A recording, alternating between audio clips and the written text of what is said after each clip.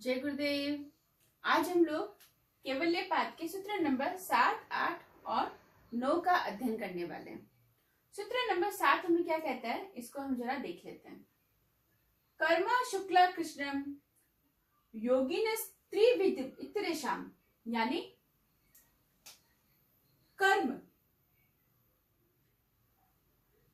अशुक्ल और अकृष्ण किसके? योगी के।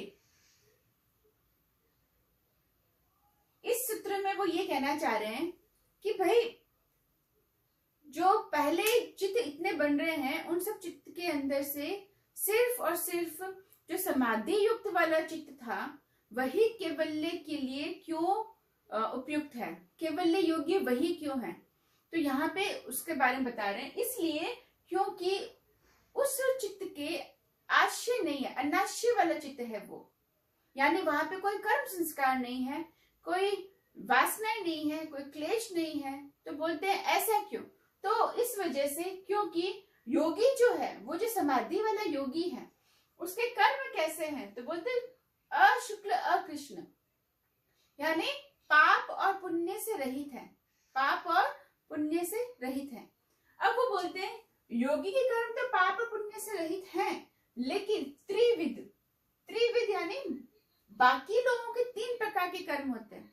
जो बाकी लोग होते हैं योगी के अलावा, उनके 3 प्रकार के कर्म होते हैं। तो बोलते वो कौन कौन से होते हैं? तो बोलते एक होते हैं पाप यानी कृष्ण, एक होते हैं शुक्ल यानी पुण्य, और एक होता है पाप और पुण्य मिश्रित, यानी कृष्ण और शुक्ल मिश्रित।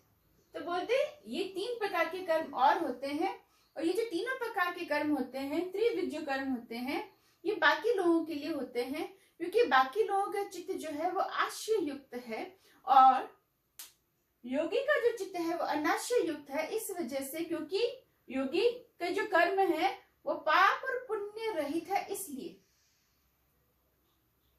ये यहाँ पर बताया गया है। अगले सूत्र में बात करते हैं। तटस्थ द्विपाकानुगुणा नाम में भाव अभिव्यक्ति प्रवासना नाम। यहाँ पे ये बोलते हैं तत् यानी कौन? ये जो त्रिविध कर्म है, यहाँ पे त्रिविध कर्मों के लिए बात की गई है। त्रिविध जो कर्म है, 3 प्रकार के जो कर्म है, ये वाले जब इनके विपाक का मतलब होता है फल, इनके विपाक, इनके जो फल होते हैं, इन कर्मों के जो फल होते हैं वो अभिव्यक्त होते हैं। वो जो फल भोगते हैं वो किस वजह से भोगते हैं? तो बोलते हैं वासनाओं की वजह से, वासनाओं की वजह से कर्म किया। इन तीनों की वजह से कर्म हुए, या तो पाप कर्म हुए या पुण्य कर्म हुए, या पाप और पुण्य मिश्रित कर्म हुए।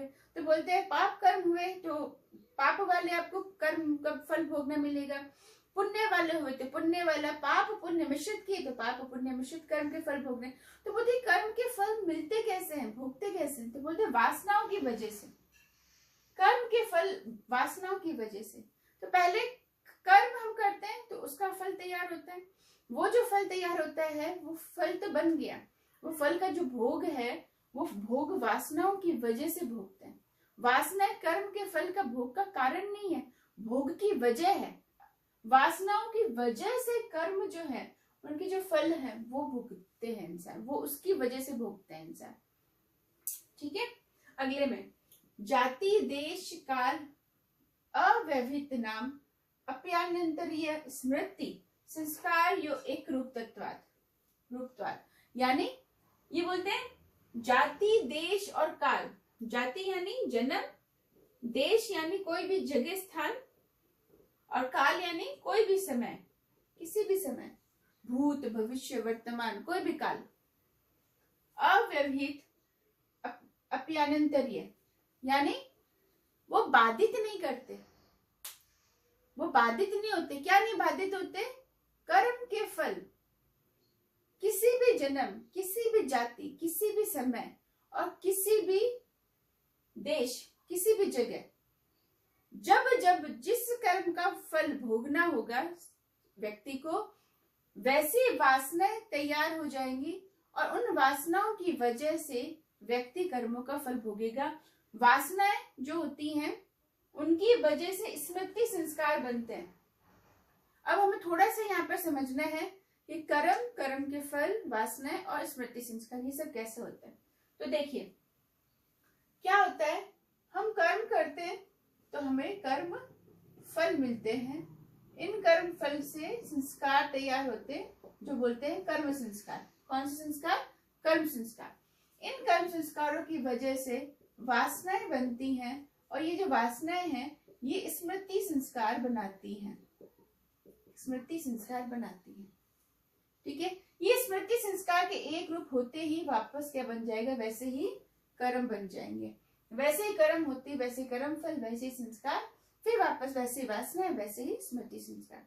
तो बोलते हैं स्मृति संस्कार के एक रूप होते ही, एक रूप होते ही कोई भी देश हो, कोई भी जाति हो, कोई भी काल हो, ये बाधित नहीं कर सकते उस कर्म के फल को भोगने के लिए।